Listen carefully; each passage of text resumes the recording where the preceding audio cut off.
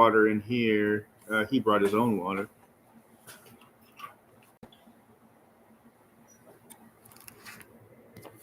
Oh. Sweet. Let's do this. I'll put one here. How long do you do these for? Like an hour.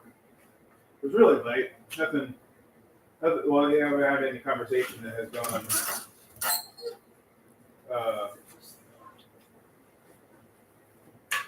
in that kind of a way where we needed anything more than an hour. What you got going on here? This is the timeout seat. Oh, I just thought I'm just like not exactly right on top of you.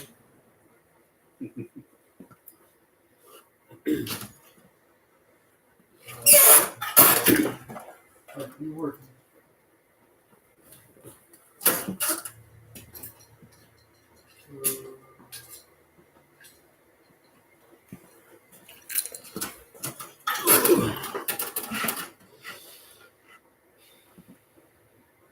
Oh, there we go.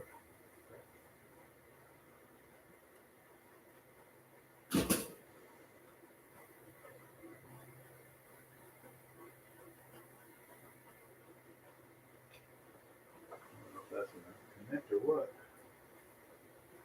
We'll see. Anyway, well, welcome, Josh. Yeah, thanks for having me. You guys met before? You guys met before? Yeah, we've met. I think we've ridden before. Yeah, a couple times. When I just maybe a turn down. It's funny, I could not ride for 20 years if I wanted, but I'd still jump a hip and do a turn down first try. It's something you never lose once you learn to fold over your legs. It's just like riding a bike. Yeah, right. It's like 100%. Yeah, I mean, you're an old mid-school local dude from when you were out here riding, what, 2010-ish, right? With Levi and all that? Yep. Yeah, me and Levi were riding. Probably like between 2000 2010. Yeah, well, I mean, me and Levi have been riding since, whatever, I don't even know what year it would be that we were in beginnings of middle school. So, so 84, 94, 10, yeah, probably mid 90s out here, just late 90s, grinding the streets, Back then we were building dirt jumps and stuff, though. Mm-hmm. Back before roads was roads and it was a DIY spot. Yeah. Well, you guys put a video project out there, right? Like, where would you go to see that if somebody was interested? Or can you find it anymore? Our video stuff? Yeah. Levi has there's some stuff on YouTube, isn't there? I think so, yeah. Yeah. Honestly, I don't know. I haven't seen any of that stuff in so long. I bet there's some on YouTube, and I'm willing to bet that there is a DVD or something floating around. Because I want to say there was like 3 or 4 kind of local videos that came out that were kind of put together in at least a semi-professional way, for like up and coming learning editors and stuff. Yeah. Back in the day, kind of.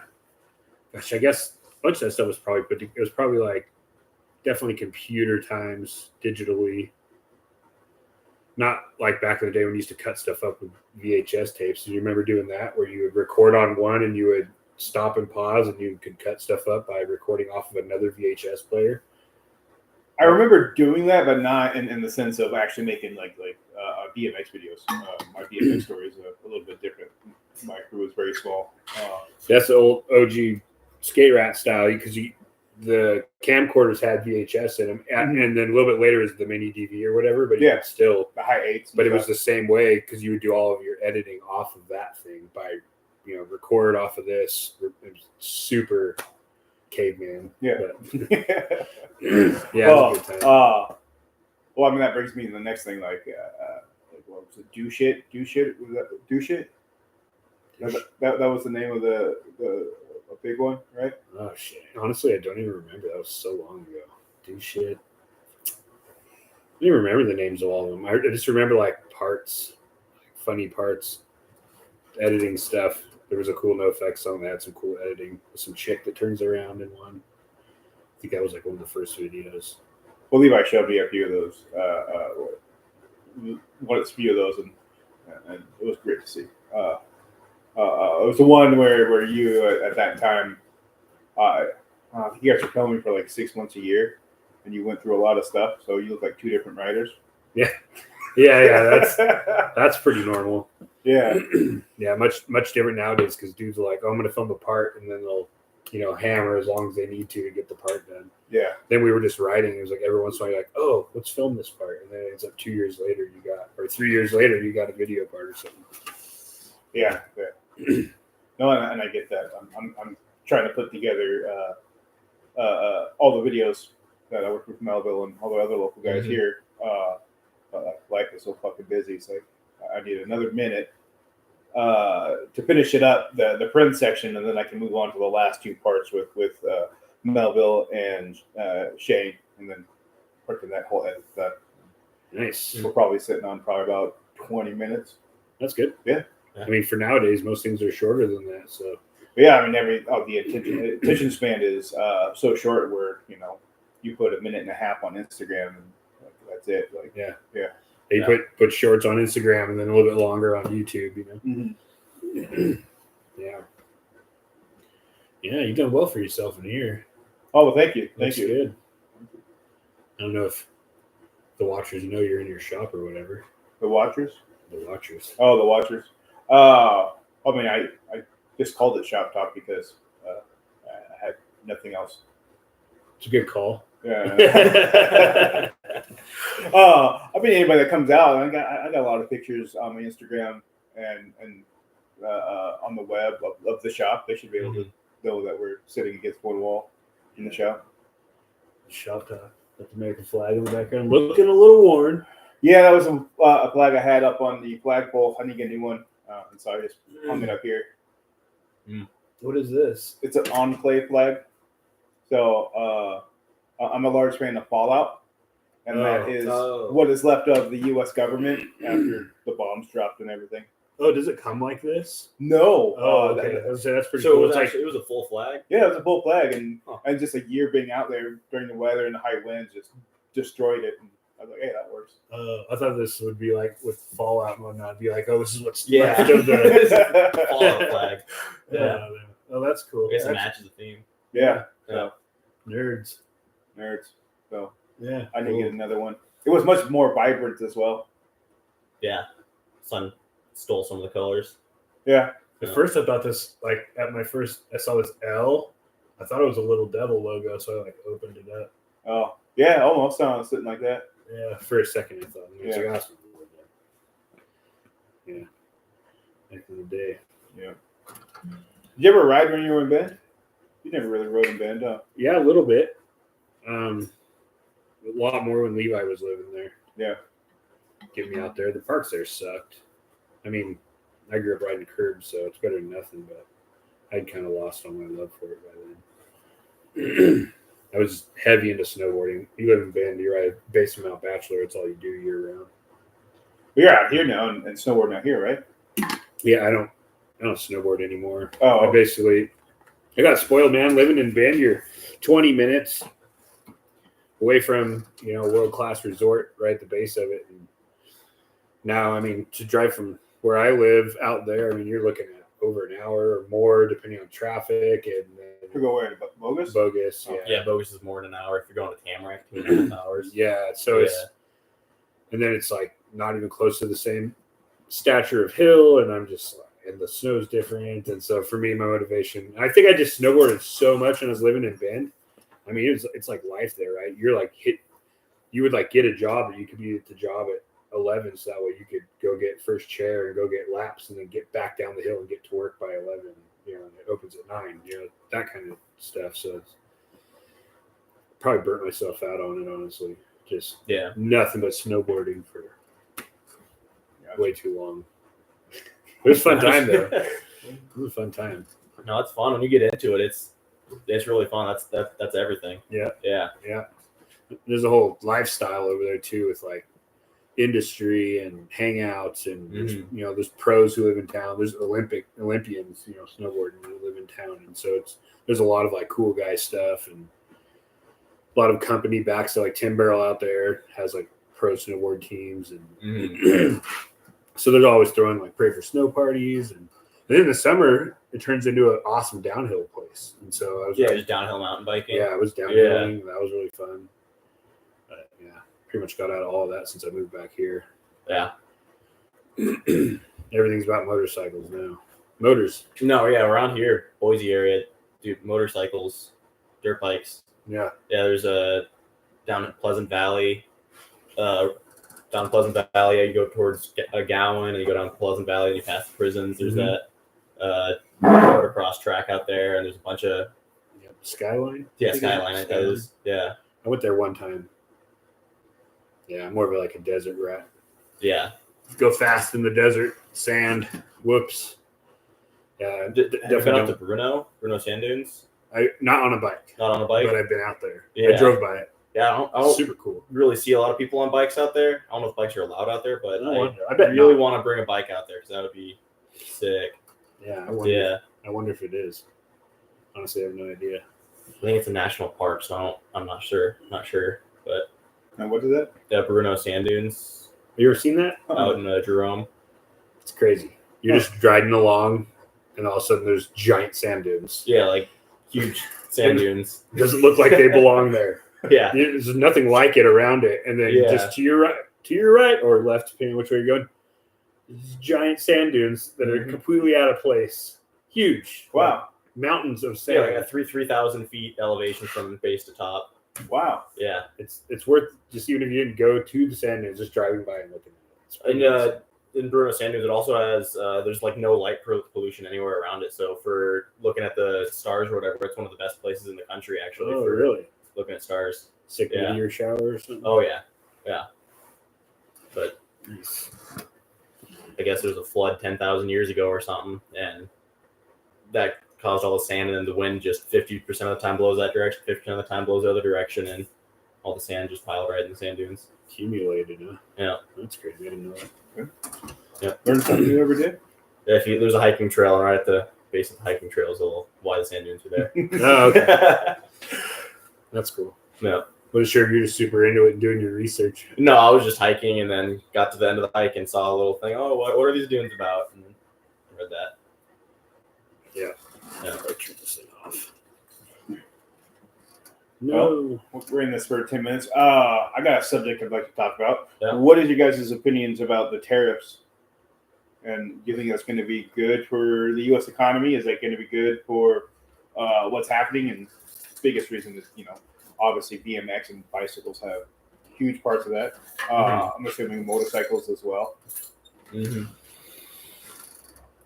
Well, I think it's kind of one thing is it's being used. The tariffs are being used as leverage, power, versus the military. Mm-hmm. So that's good. Yeah, in a way. I mean, I think people respond more responsive when you start interrupting their money flow versus yelling at them. Yeah, and that's how countries would yell at each other would be through militaries. Yeah. Yeah, I think that thing will work itself out, man. I think there's some implications for us. There's some implications no matter which way it goes. Same for the other side, no matter who we're pointing that kind of power at.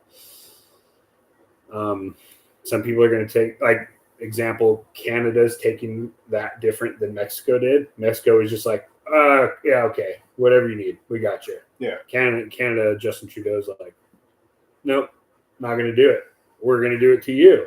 And so he's trying to play a game, and we'll see who's better at playing the game, I guess. I don't know a whole lot about tariffs, but, I've definitely heard some stuff. Well, no, I'm absolutely agreeing on you when it comes to Trump is definitely using it as a tactical device and not I'm going to get money out of you device. Yeah, definitely. Yeah. Put everybody in check. It's clearly seen in the media what the media tells you that Trump's putting tariffs, and then 12 hours later, a country goes, oh, okay, let's figure this out. Yeah. And, I mean, as far as I've heard, I don't know a whole lot about it, but the monies aren't the same going both directions. Mm-hmm. And it's like Trump is saying, it's time for us to get ours. Yeah. Like, this is, we've been putting out for too long, and it's time for you guys to start taking care of yourselves a little more. And matter of fact, why don't you come be a part of what we got going on or pay? Yeah. And we'll take care of you when you get here. Yeah. Like, you want to come build your stuff here, don't tariffs, create jobs, expand your business, blow up. It'll be all but good for you. Mm-hmm. Is how he's putting it out there. I don't know a whole lot about it to be able to like. I mean, and that would be awesome, especially in the BMX world. If we've got real American manufacturing outside of S&M being the biggest one, and then you would go down the line to a company like Standard, and then your individuals like White House and Layered and stuff like that. You can bring everything into a real world U.S. made manufacturing of frames, fork, bars, sprockets, hubs, stems. I mean, you can make almost everything, with a few exceptions. Since we don't have molds for rubber and stuff, I think we'd still lean on Taiwan a lot for that until we got our own infrastructure to make rubber tubes, tires, seats, and stuff like that. Yeah, I think those companies would realize once, say hypothetically, right? Mm-hmm.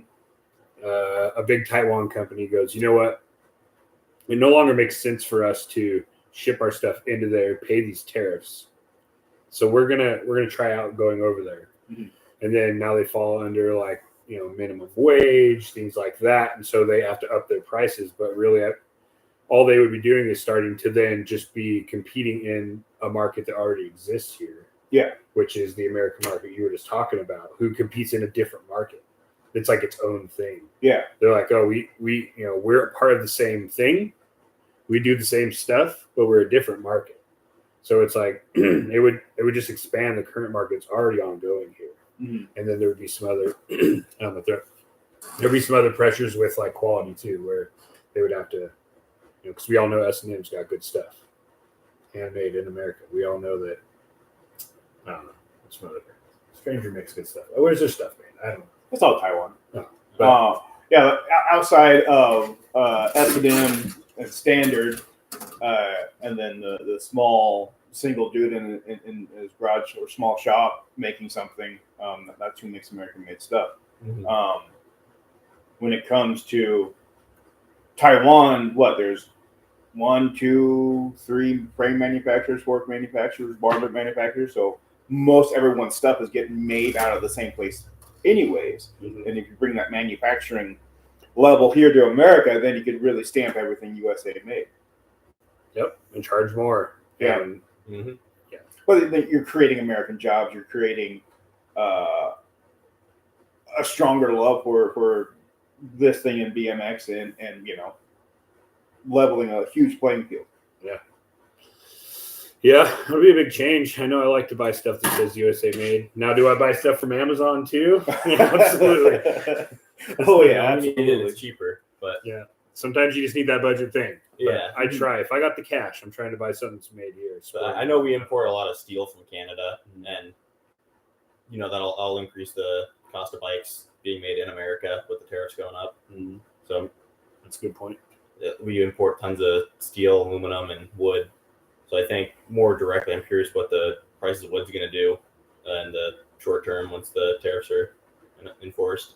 But I think that's a trickle-down effect. If the tariffs get enforced, say Canada to bring in metal, why wouldn't a smelting plant reopen? They had one in Oregon for a couple of decades, Reynolds Metal, so they made metal out there.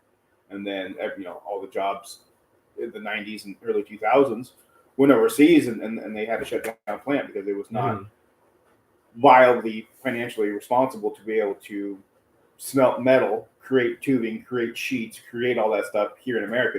The price difference was just too dramatic to keep it going.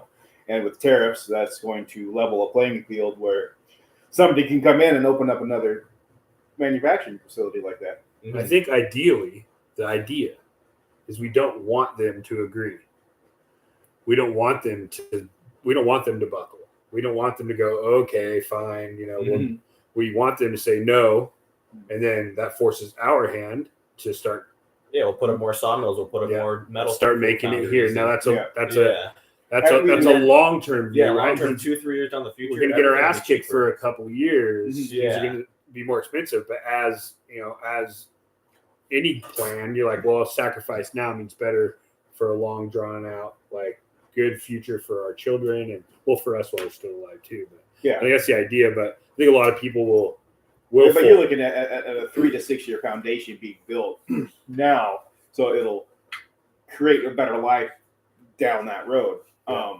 And then also with that, with metal recycling, we'll stop shipping our stuff over to China. We'll stop shipping our stuff into Canada because that's where they're manufactured at. They're not pulling ore necessarily from the ground anymore. They're melting down cars. They're melting down all that metal recycling that people get paid for, right? Like it's not being pulled from the ground in China. They're buying scrap metal from America and we're shipping it over in containers to them to sell back to us. They buy all our trash. What I think is funny is we import so much stuff from China that we ship it over here majority with a lot of shipping containers, and so then we crush down the shipping containers and ship them back to China. They make more shipping containers and then ship them back to us.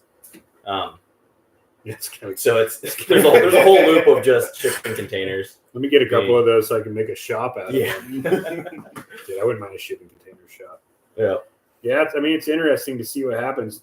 And then there's a side of this where it's like, okay, let's say that a lot of us, the majority of us, are into this enough. Well, we were enough to get this started by putting the guy who's in the White House there.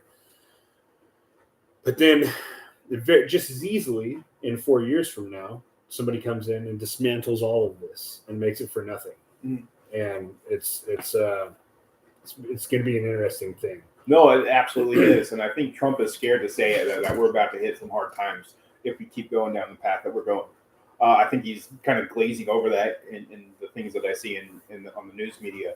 But if he keeps going down this path, it's going to make better shade for us in the future, but it's going to create a fucking hard time in the next couple of years. And I think most people are ready for that.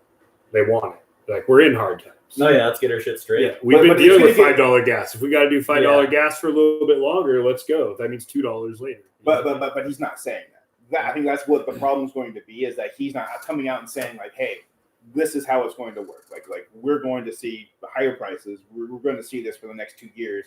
Year 3, it's going to get easier. Year 4, it's going to be even better. And then we can keep going on, politically in that direction. Yeah. But he's not saying that. So that there becomes, okay, well, we brought this guy in. He said he's going to do all these things. Now we're worse off, so we're going to bring back the other guy.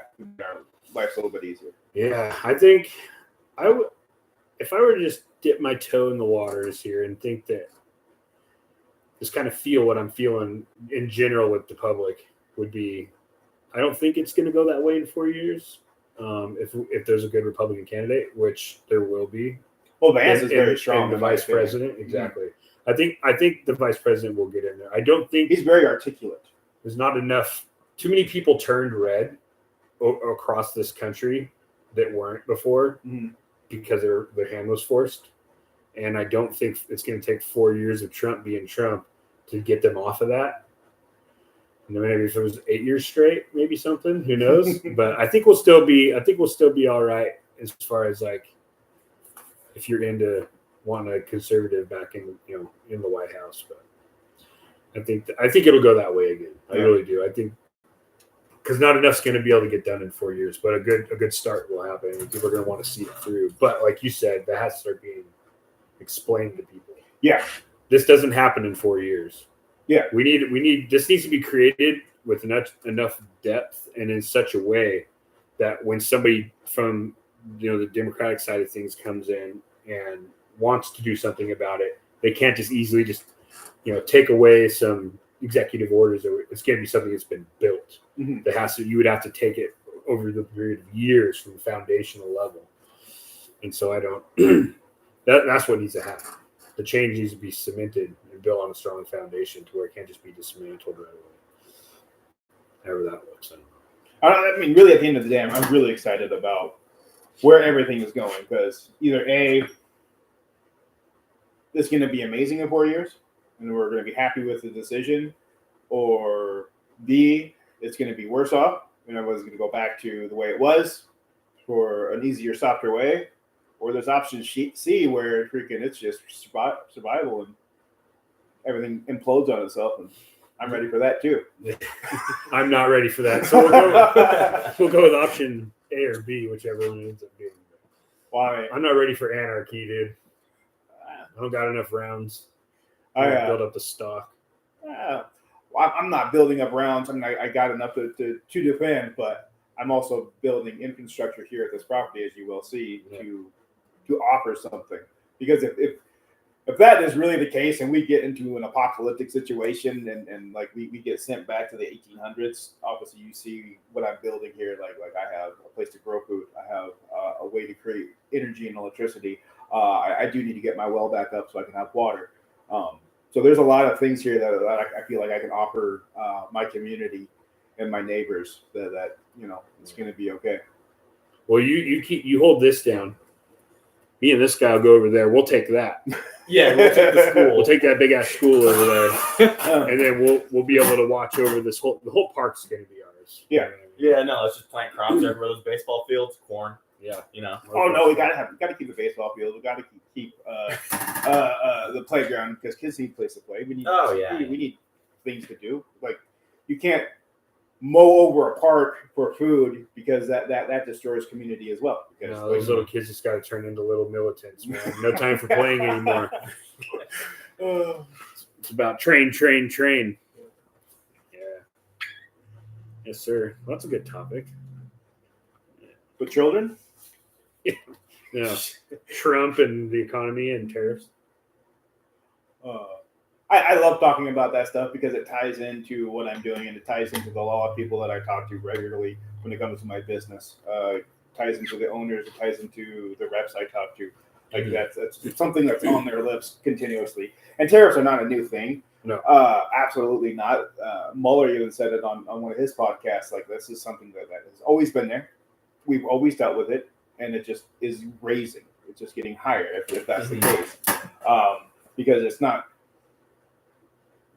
like if you go overseas and you're in situations like the Bahamas and stuff, they have a thing called duties. It's just basically a tax. So they're not calling it tax; it's duty. And so you go to a lot of like touristy places, and they'll say duty free.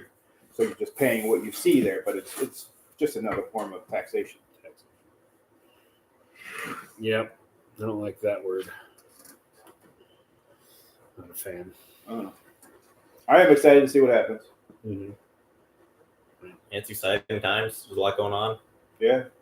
Crazy times. Sitting back, watching it all unfold. It's a Hollywood movie right in front of us. Dude. Insane the level of just absolute fuckery that's going on and being exposed. That's a whole nother thing. USA and all that shit. Mm-hmm. Mm. No, I mean, I think that's a really good thing is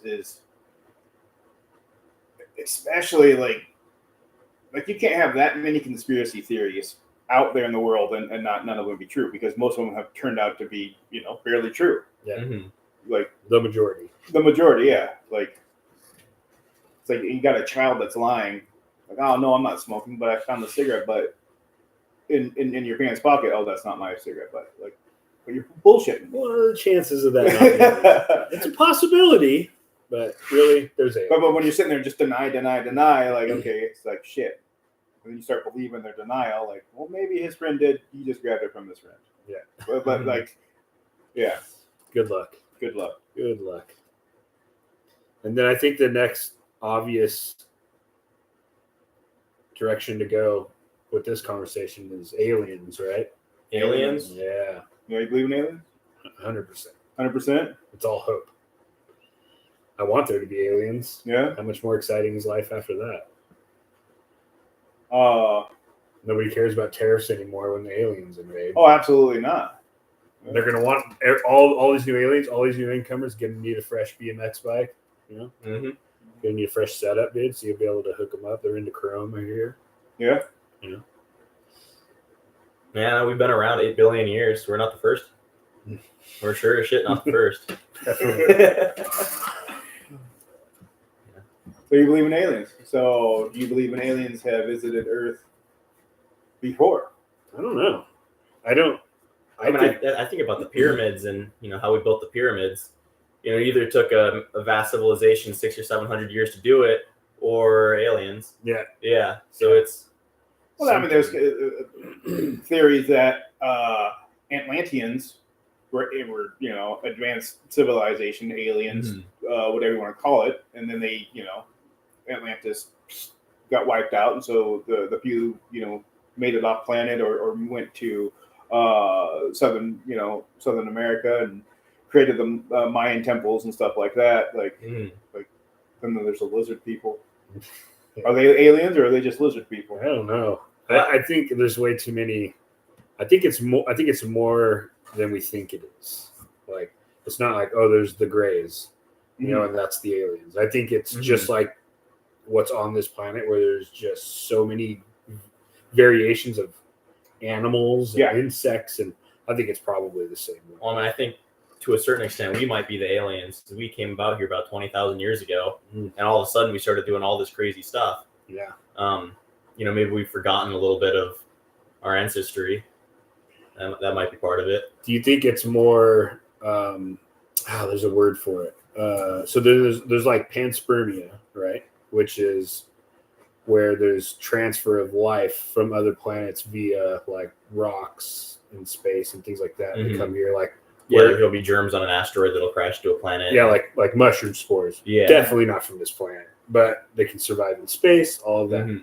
But then I forget the word, but there's also where it's like interspecies, like where we were like monkey DNA combined with alien DNA to create basically what we are. A slave force to create something for aliens? I don't know about the. Well, maybe we're generating entertainment for aliens. Maybe that's all this is. Maybe it's 20,000 years ago. The alien came down here. Saw the monkey, like, oh, let's make this monkey really smart. That'll be fun to watch. Yeah. And so they made a really smart monkey. Now, 20,000 years later, they got a Hollywood TV show. Season 2025. They didn't know what to do for season 2025. We've seen them eat bugs off each other for way too long. We need to freshen this up, guys. I got an idea. Let's add some of our DNA and see what happens. The atomic bomb, that's what happened. Yeah, let's give them space travel next. Let's see what happens. Oh boy. No, I think they want to keep us here. Yeah, no, we get out there, we'll take them over. We'll win. We're getting too smart. So is Musk alien? 100%. He probably. Yeah. There's a few of them out there that might be aliens. What's Facebook guy? Another guy? Zuckerberg. He's a robot? Alien. Yeah, for sure. Yeah. Yep. Bezos? Just a really smart human? Bezos. I don't really know enough about Bezos. I think he's just a lucky dude. Yeah. He's like the bald-headed guy. He's like the evil dude and Superman or whatever. Yeah. Lex Luthor. Yeah. Yeah. He kind of reminds me of that guy minus like the evil. Well, I don't know. I think Bezos is pretty fucking evil if you ask me. Lucky guy. Yeah. Not alien. Zuckerberg is definitely an alien. Who else? Who else is an alien? Tom Green. That guy's an alien. Oh yeah, for sure. He was an outcast, even as an alien. And a Canadian. Not that there's anything wrong with that. Yeah, what else? What else should we talk about? You been off all week? I worked Friday. You worked Friday? Yeah. Yeah. That's it? Yeah, I worked Friday. That's it. Damn. Just been nothing really going on. It's hard to do anything in this weather. Yeah. Well, I've been trying to repair the starter relay on my 1996 Suzuki Savage. It's a cruiser. I got a new starter solenoid for it. That didn't fix it.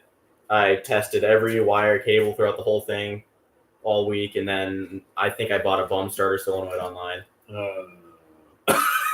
So I bought another solenoid. If it's not that, I need a new computer, and that's not cheap. Damn. Yeah. What happened? It just went out? For a little bit, I try to start it, and it's like, okay, it wouldn't work. I'd finick with the kickstand a little bit, and that for some reason get it to start. And then it's just sort of I couldn't. The only way I can start it now is if I press the battery directly to the starter, and skip the whole relay. But electronics is not my forte, and this is a huge learning experience for me. Learning how to use a multimeter for the first time, and it's not simple. This is No. no. It is simple. It is simple. There's one wire somewhere that shorted. All that wiring, all that stuff, it is simple, but it's done in a way you didn't build it, right? So it seems like a lot. Yeah, that's the only way to do wiring is you have to break it down to its like core basics, kind of like you could break it like a combustion engine down to like spark, fuel, and then you could go from there. This core basics wiring is the same way, man. No, yeah, I got a piece of paper and I drew out the whole circuitry of what connects to what, and it's really not complicated when it's on paper. But then you get on the bike and everything is all over the place. And so now I got the starter button completely off the handlebars. I have the gas tank off the bike, and then everything can plug. Yeah, it's complicated. Yeah, that's the best part about building choppers is just you do your own wiring, and you can make it a little more simple. Yeah, like, you don't have it. You want to put a speedometer on this thing? Hell no. you want to put blinkers? Nope. And why? Because we don't want to do the wiring. Yeah. Hell no. Well, I mean, I know you can buy wiring harnesses for that stuff that you can. Is mostly plug and play. Yeah, definitely.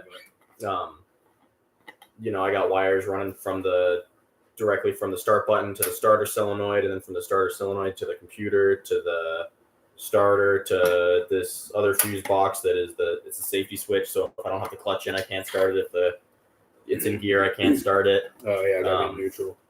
Yeah. What's that on? 96 Suzuki Savage 650. Okay. Yeah, it's like a street bike. Yeah, it's a street bike cruiser. Sick. Yeah, thing's sick. I'm probably gonna end up selling it. Yeah, I haven't been riding it. Like I just got a dirt bike, and the dirt bike, is a lot more. I don't want to be on the street with a bunch of morons. I want to be riding the dirt bike. Yeah. Where if I get hurt, it's my fault, not, some lady in a minivan, not looking. Yeah. Yeah. Lady in the minivan's got us all, man. Yep. Strack kid hitting her kids in the back. No, if I die, I want it to be me going off some cliff on a dirt bike, not. Dude, I got my dirt bike repoed. Sucked. Oh, really? Yeah. Dennis Pecanino hooked me up with a really awesome bike that he custom built and gave me the world's best bro deal. And then life went sideways and got laid off from my job. Took forever to find a job again. Then my wife got laid off. And so all was good when I got laid off because I pay all my bills, right? So when I just needed to call anybody I owed money to, it's like, hey, defer me out a couple months, until I find another job. Everything was good. But then directly, like, as I'm like just getting ready to get back to work, the wife gets laid off her job, and that put everything over the edge. She was like, kept my Harley, kept my car, but their bike got taken. Something had to go, I guess. No, I get that. Yeah. I'm stretched pretty thin with all the projects I got going on here. Like, this freaking dog thing freaking killed me. Yeah. I had no money for that. I had to borrow the money from mom and grandma for that. Yep. I tell you what happened?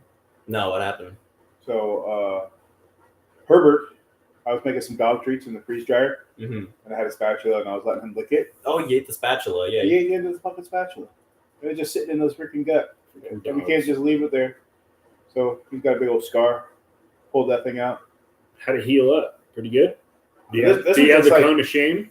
He did have the cone of shame, and then he's such an idiot, or just a young pup, I should say, and he's running through the house and just not letting that thing bother anything, and he took it out and like split it open, like just destroyed it. And so I was like, all right, well, I guess we're done with that. Yeah.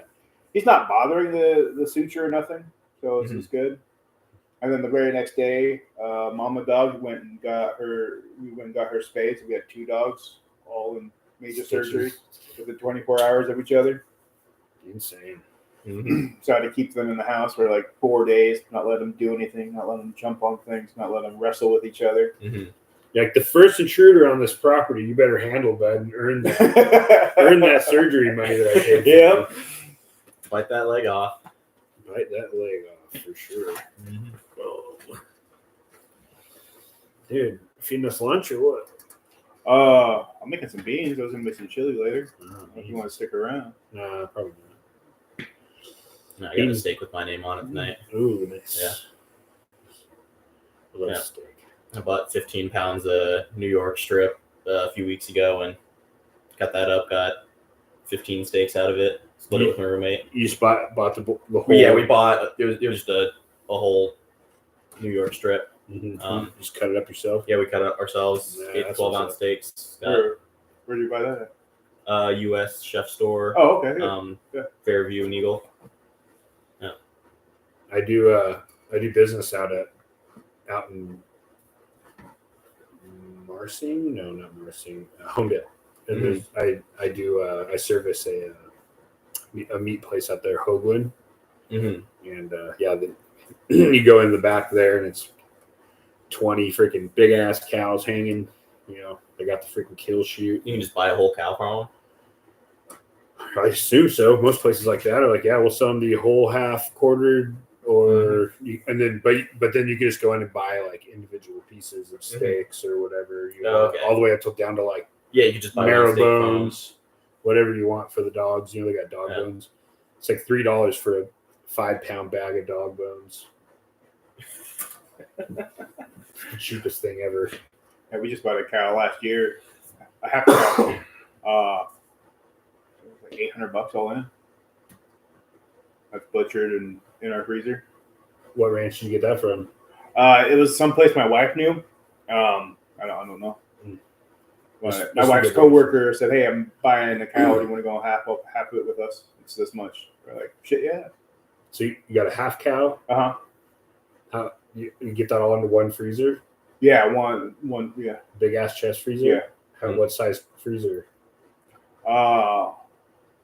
Like a refrigerator size one, like a normal refrigerator size one, but it's laid down. No, like a half size one like that. Okay. Yeah. You get a half cow in there. How much meat was that? Like 200 pounds? Huh? Is it like 200 pounds of meat? No, it was like 400 or 500 pounds. 400 or 500 pounds? Jeez. It worked out to be like $2 and some change a pound. Oh, that's not bad. That's really good. Like over the whole freaking cow. Yeah, that New York strip was $10 a pound I got. Yeah. Yeah. $2? Do some change? I want to say it was $2. Maybe it was. No way. It was more than that. Okay, yeah, you're probably right. It's like, I think most places you're buying a half cow, you're probably getting into $6 or $7. Oh no, it wasn't even that. I want to go to your butcher. I know different cuts are different prices. So right. Well, I mean, that's the average, right? So, but your ground beef is a little expensive, but your best steak ever, you're never finding it that cheap. So it's kind of the balance. I think it was a choice cow. So I don't think it was like a prime cow or anything like that. So it was kind of like real entry level grade cow. Well, still. But no, it's still really, really, really amazing. You should find out the numbers on that. Let me know. All right, I will. Yeah, because if that's the case, I might be having to hit that up. I'll ask my $2 wife. a pound. Even $4 a pound. I'm like, let's go. Yeah, that's like because you're paying $4 for New York. You're paying $4 for T-bone. You're paying the hamburger is $4 a pound, but like that's more than that right now. If I go buy 1 pound of grass-fed beef, even at Albertsons, it's $6 for that thing. Okay. I haven't shopped for meat all the fucking year. I haven't bought eggs. It's not cheap right now. The bird flu. I haven't bought eggs in 6 months. Like the only expense I really have is milk, and I like the organic stuff from Kirkland. Like that's the only milk I drink, and that is almost $20, like $10 a gallon. Oh, jeez, really? Yeah, it's like $18 for 2 gallons. It is very high, but that's like no. I get the cheapest stuff from Winco. It's $2.50 a gallon. Oh, you try this organic myself. This Kirkland organic stuff. It is it creamy and good? It's amazing. Yeah, is it pasteurized? I believe so. Yeah. Yeah, unpasteurized milk is so much creamier, but it's also like not as safe, I guess. Oh no, whatever, bro. My wife is the conspiracy theories, right? The gluten-free conspiracy theories. Bakery manager over at Cliffs Country Market, and so she gets brings home all kinds of crazy shit, like off the farms. The people who own that market have a giant, like, they have cows and stuff, and they got a big old farm or whatever. So there's all kinds of cool milks and stuff that come home. And I really like it. This isn't from there, but you guys tried this. It comes like a glass ball. It's like Clover or something. Clover. Damn, I forget. I was going to look it up, but I don't even know how to start with that. But anyway, that's some good ass milk. Or their half and half is so creamy for coffee. And this Kirkland Organic that's what I use it for mostly. Is my baking stuff and my coffee in the morning. Because like I don't even use half and half of creamer anymore. You mess with coffee? Oh, I down coffee. Like I got a fancy espresso machine in my house. Oh, really? I'm a double shot espresso latte every morning. I got some friends that don't do coffee, and I'm like, what is wrong with you? No, yeah. How are you drinking Red Bulls all the time? That's legit. My favorite part of the day is when I wake up and I get that first cup of coffee and pop one of these freaking lippuccinos in, dude. And just freaking. Oh no, breakfast is the best time of the day. Oh man. No, I make myself a fantastic breakfast every morning with some coffee. So you have a fancy coffee every morning? Yeah, I got a Breville espresso maker.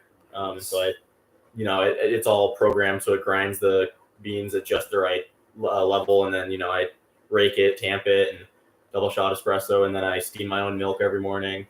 Yeah, I don't know why, but drawing art on stuff is actually the hardest thing in the world.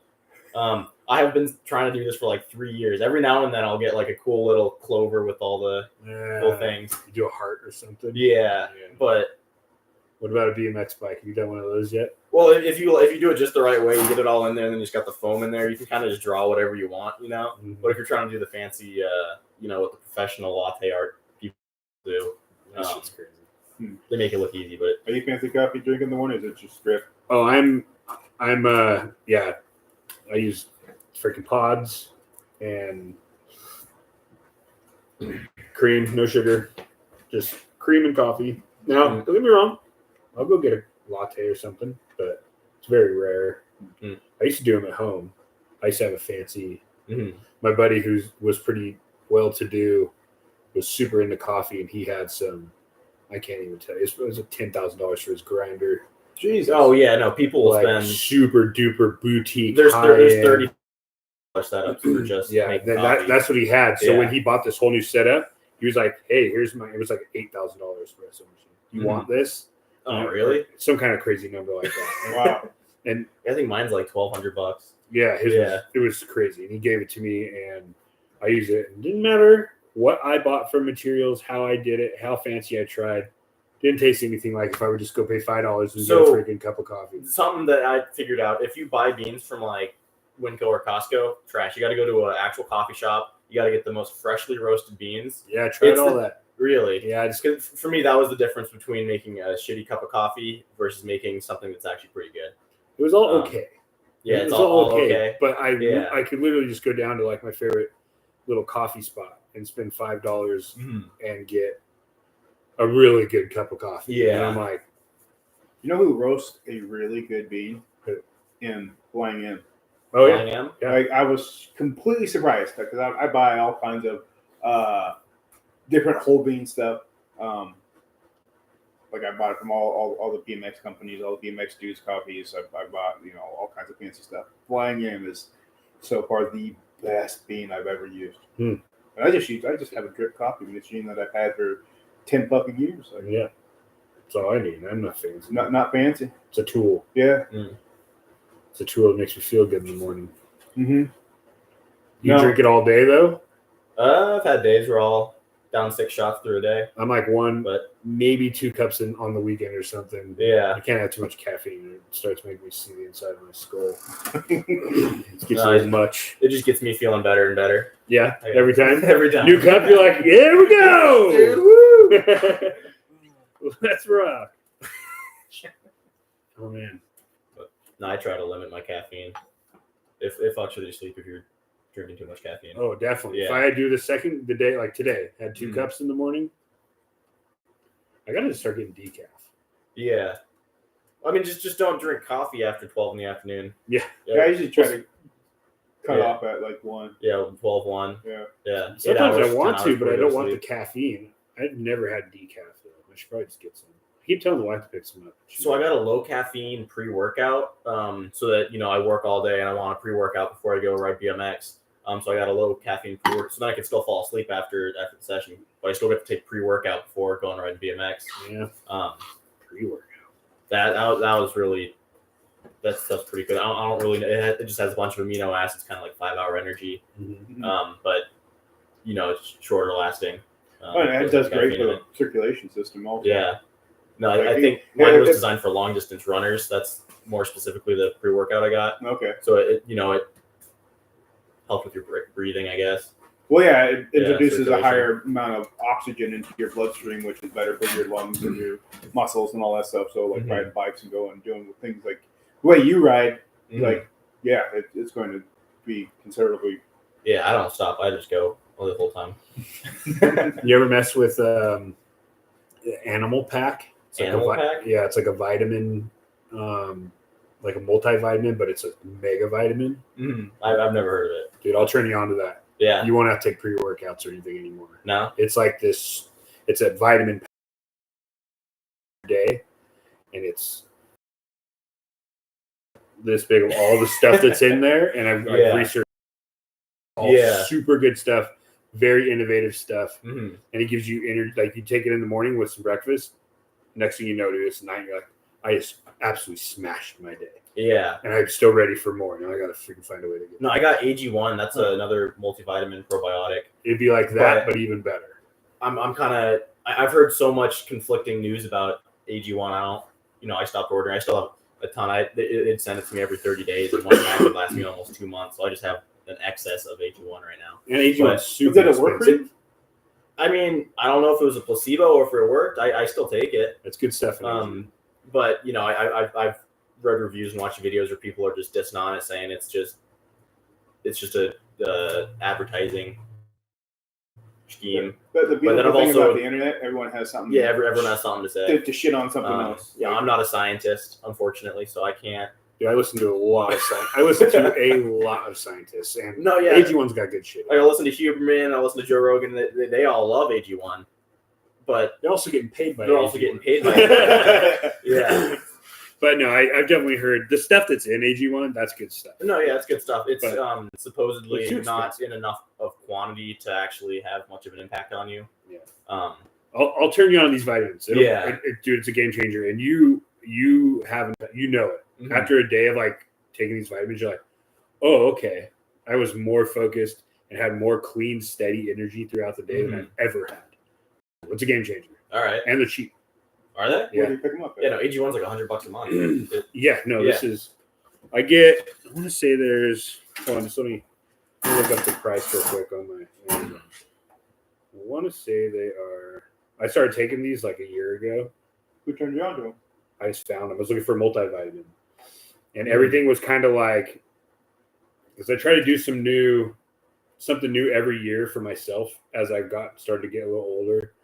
Every year, I'm 40. You're 40? Yeah, I try to add one new little thing to like my health. So a few years back, it was vitamins. So now from here on out, I take a multivitamin. So through my vitamins, I found this vitamin, and I freaking love it. I gotta go on. Oh, it's right here. On the back. $40, and that comes with.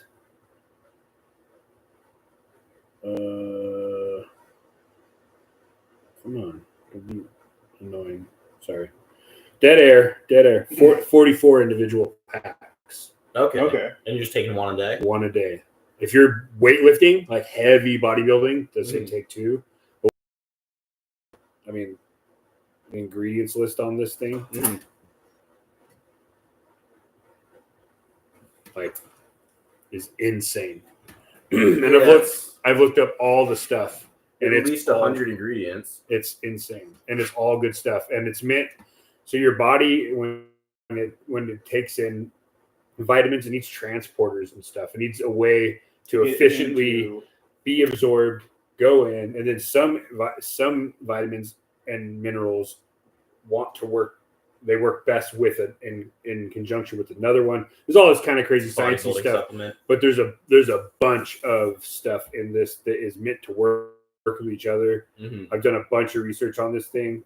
Can't find anything negative about it, and I'm not saying I know everything about everything, but Mm-hmm. this thing's good But stuff. you notice it, the difference it has on you. And it's clean. Yeah. You take it in the morning, and it's a all day. There's never at any point where I'm like, Yeah, you're never crashing or anything. never crashing. Yeah. You're never too.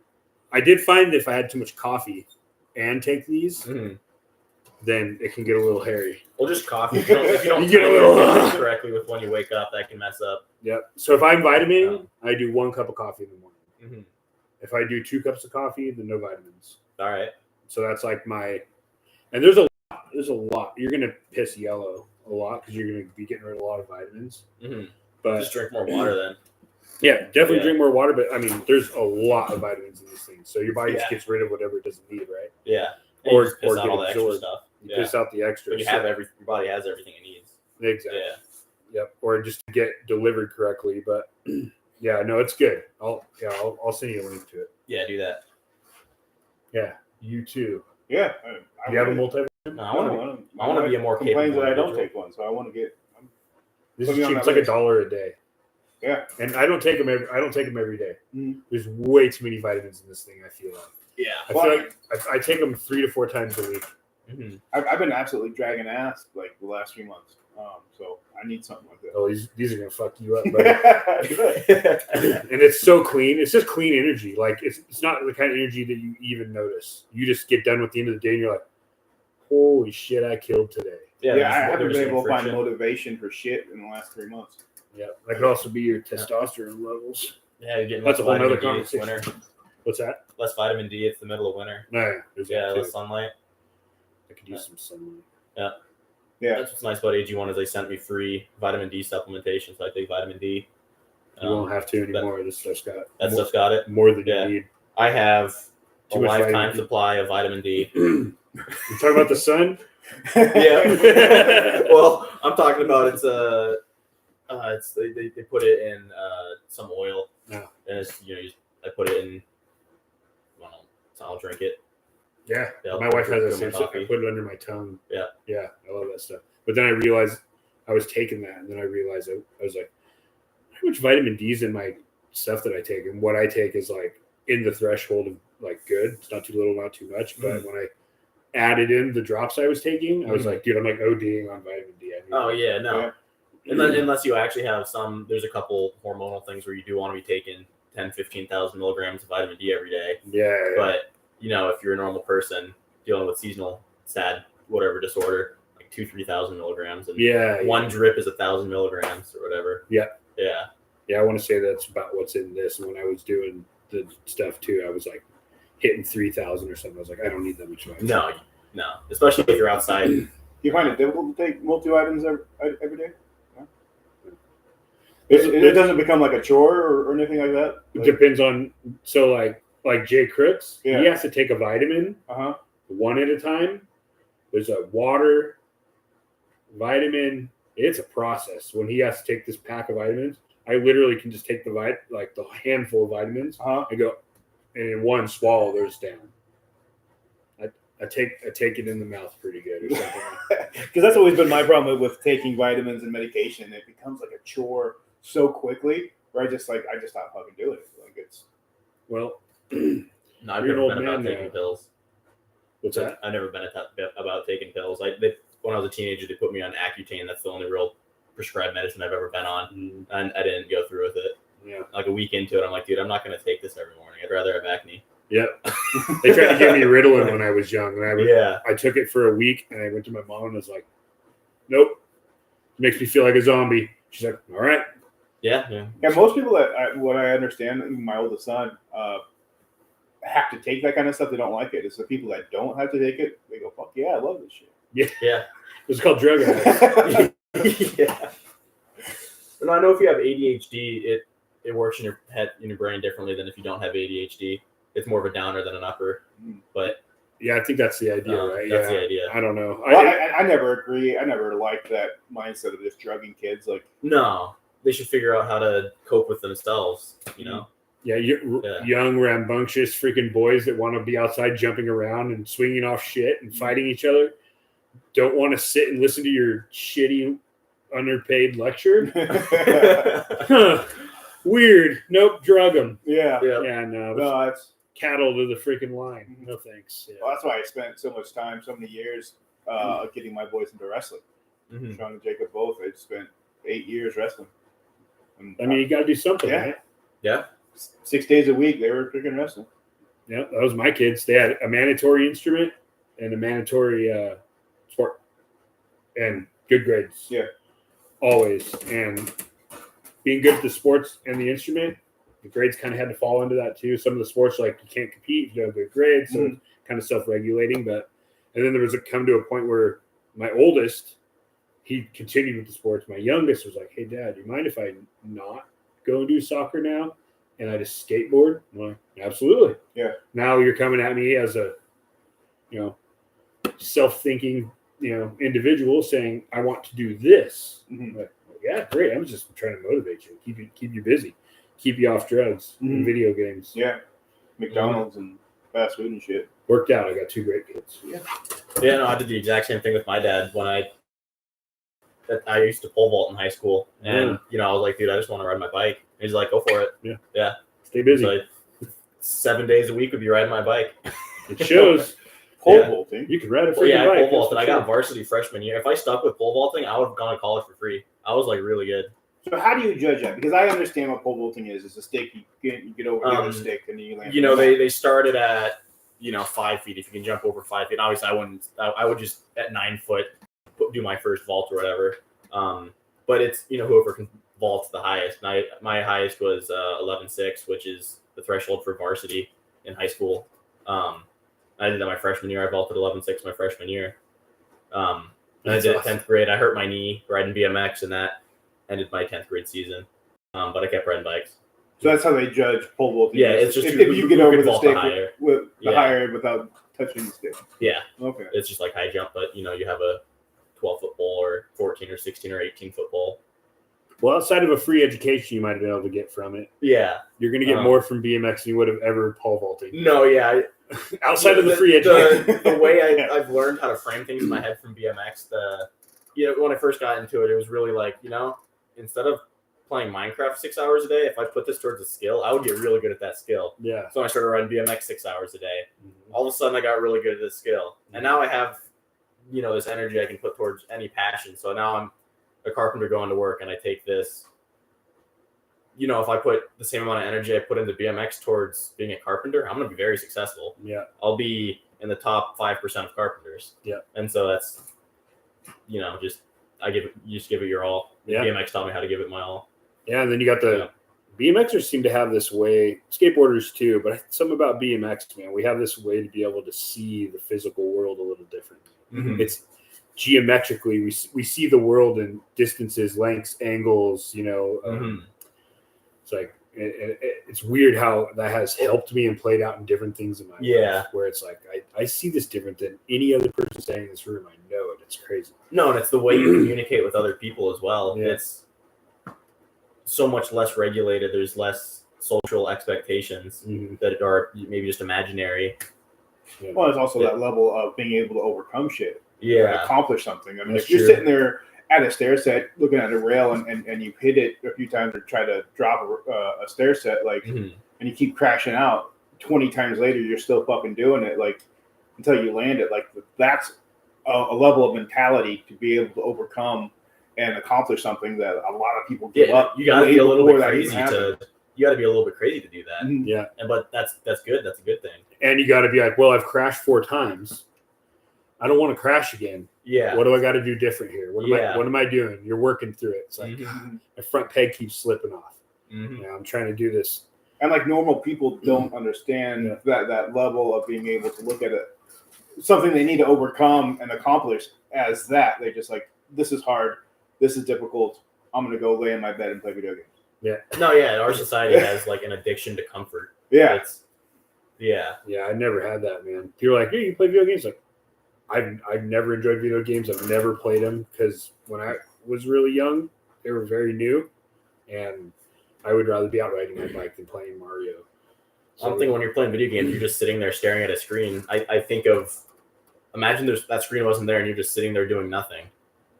Are you still that's not right. You shouldn't be doing that. You shouldn't just be sitting still doing nothing for hours. Too long. That's a little not bit natural. I think it's a moderation thing for sure. Yeah, for sure. Yeah, but definitely should enjoy video games, but don't. You also can't be outside doing stuff all the time. Your body isn't capable of going 24/7. Well, I mean, that's the thing with riding bikes, like especially with your friends and stuff. You're not always trying to accomplish a trick. Your buddy's trying to accomplish a trick. You're riding to get lunch. You're riding from this spot to that spot, and you're not like just sessioning the spot like so hard where everyone is just going at it. Half the time you're sitting around watching one guy trying to get something, and encouraging your homie to get something. So riding bikes all day is not a bad thing at all. It's because you're not exerting a lot of force the entire time you're riding. That's a good point. Yeah. Unless you're this guy. Unless you're that guy. Yeah, I'd ride every feature. Just flaring off a curb cuts. Yeah. Oh man. What's Griffco? Griffco, that's my homie Danny's company. The one that did my bathroom, came and did the electrical and. Oh, okay. Yeah. Oh, gotcha. Yeah. Yeah, that's my obviously my counter. I had a Portland. I had a pole that blocked half of it. That's why like it was looking like partially. I started moving stuff over with the modern stuff. But yeah, so that's why it looks like the way it does. And one side has more stickers than the other. Dude, living here and watching your Portland adventures was the greatest thing. It was one of my favorite freaking Instagram accounts to watch. Just constantly like, oh, what freaking crazy fentanyl, methed out, homeless bullshit's going on in front of the BMX store tonight while you're sleeping. And it was great. They gave me such great content. I didn't have to work for it. Yeah. I move out here and it's fucking boring. Yeah. It's like, okay, well, my content really sucks. I can only take so many pictures of this stuff so many times. I miss it on the level of the content it gave me. I don't miss it on the level of stress it caused me. Yeah. I was constantly up sleeping. I'd wake up every couple hours and look at my cameras on my phone. Like and sometimes there'd be nothing going on. I'd go, okay, I can get a couple more hours of sleep. Sometimes there'd be a whole pack of them just in front of the shop, and I'm looking at like who is there, because I know a few of those dudes on a level where like, okay, I trust that one guy to not fuck my shit up.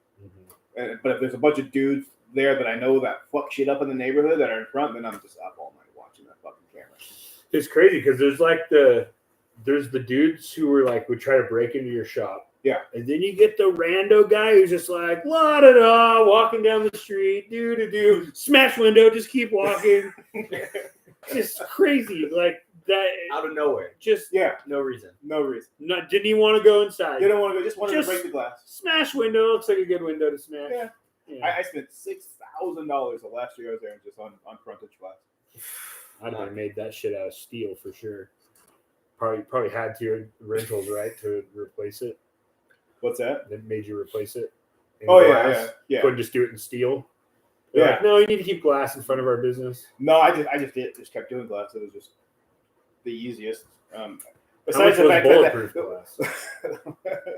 I wasn't trying to spend that kind of money on a shop that isn't mine. That's true. But I mean, like a storefront, you want to have big windows. You want to feel invited in to go into a shop like mine. Yeah. I didn't put the steel. I'd be like, feel uninvited? Come on in. This is on purpose. You're invited, I promise. Well, now they put, right after I left, new owners came in and put a chain link fence around all the front of all the doors. So now there's like 8 foot in front that is all surrounded by chain link fence. So to get in, you got to open a chain link door, then open your main door. It's not inviting. It's not inviting whatsoever. It is somewhat safer, but it's not inviting. It's not how you run a shop. And now my old shop is a rub and tug. Sweet. Yeah. Great. Classy. Yeah. Good old rub and tug. One of those just got popped around here. That's what Levi was saying. Yeah. R.I.P. Yeah. I've never been to one. I haven't either. I got a buddy who's a regular though, and I'm like, wait, you go to Rub and Tugs? He's like, yeah, dude, they're on Orchard, and I'm like, no freaking way. Tell me more. Tell me some stories, dude. This is all movie shit to me, man. Yeah. I've been married since I was like freaking 12 years old, so like I want to know more about the Rub and Tug. He's like, yeah, you just go in there and you let him know, I want to pay more, and they say, okay. That's crazy. You were never worried about it, like it being a Sting or a bus. He's like, never thought about it. I'm like, dude, you're a crazy person. I love you to death. That is insane. That is insane. At least like in Idaho, I don't know. Idaho's pretty mild. There's always been Rub and Tugs on Orchard, I guess, though. Yeah. Yeah, I mean that's one of Massage those, parlors. that's one of those Asian massage parlor things. That that's. The one that got busted though was an Eagle. Oh yeah, they're all over. Yeah. Well, anytime you see that same kind of like a stock photo of a masseuse, it's a Rub and Tug. Yeah, look at their like there's 16 of them down 82nd. Yeah, exactly. Mm-hmm. And they all have the same image. If you go on their website, it's like, who do you want to massage you? It's just 36 options for, a girl in a yellow dress, a girl in a red dress. Yeah. You ever been to a Rub and Tug? Nope. No. Not planning on it. If I wasn't married and it wasn't illegal, it'd probably be something I'd do. Yeah. Just Yeah, because Vegas. companionship or whatever. Yeah. But I have no need or want for that in my life. I got Jesus. That's all I need, dude. Yeah. That's all I need in my life. Jesus. Mm-hmm. And a dog. Yeah, and a dog. Yeah. Well, and my lovely wife. And lovely wife, of course. I tell my wife all the time, like, I just want to retire to a property with a little river, a little house, a dog, and you. Like, and if we die, we just die together. Our children or grandchildren will find us, and we'll just leave a note that says it was your fault. Yeah. That's it. On the note, just your fault. Then let them live with that for the rest of their life. I mean, it's basically what you have here, but just trade river for BMX shop. Yeah. Yeah. There's a pond out there right now. Yeah. Don't know all that snow. That pond that's over there, it's crazy. That little. Oh, in the park. Disc golf place? Yeah. Yeah. I don't know why that's there. It's like a water catch, but. Yeah. I think it's just because it's only filled when irrigation water's running, right? Yeah, it's in the summertime. Yeah. It sucks. There was those discs in there. Yeah. It's not like when you go down to Ann Morrison Park and throw a disc in that water, because you can like use your little thing and get it out. This is so full of weeds. Yeah. If it goes in there, it's gone. Do discs float or they just sink? They sink. Yeah, they gone. Plus, a lot of times they're just coming in hot. They going to the shallow pond or something. They're just sticking in the bottom. So when it drains, people go in there and just go, shit, I got all these new discs. Yeah, and the thing is, it's kind of like in the disc golf community, everybody writes their name and number on the bottom. And when you find a disc, if there's no name and number, it's yours. Okay. If there's a name and number, you call. Mm-hmm. And sometimes people are like, don't worry about it, keep it. Or, wrong number, number's changed, so then it's yours. Yeah.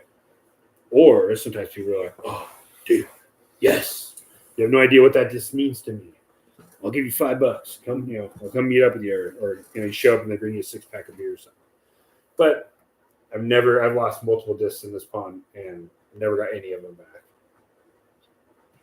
My friend Danny Grifko tells me I should sell discs out of this place. I don't know enough about discs to take that on. And besides, I got a lot of other things going on.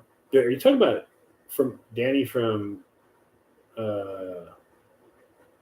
Redheaded dude? Yeah. Oh, yeah. Yeah. Kilted Danny? Yeah. Oh, yeah. Yeah, dude. I played disc golf with him. Yeah. And he did the drop over there, dude. Yeah. Sick. That guy's rad. What's up, dude? You're rad. That guy's super rad. Okay. Grifco. All right. Yeah. All full circle. Yeah. Now we're back here. Now we're back here. We're back to reality.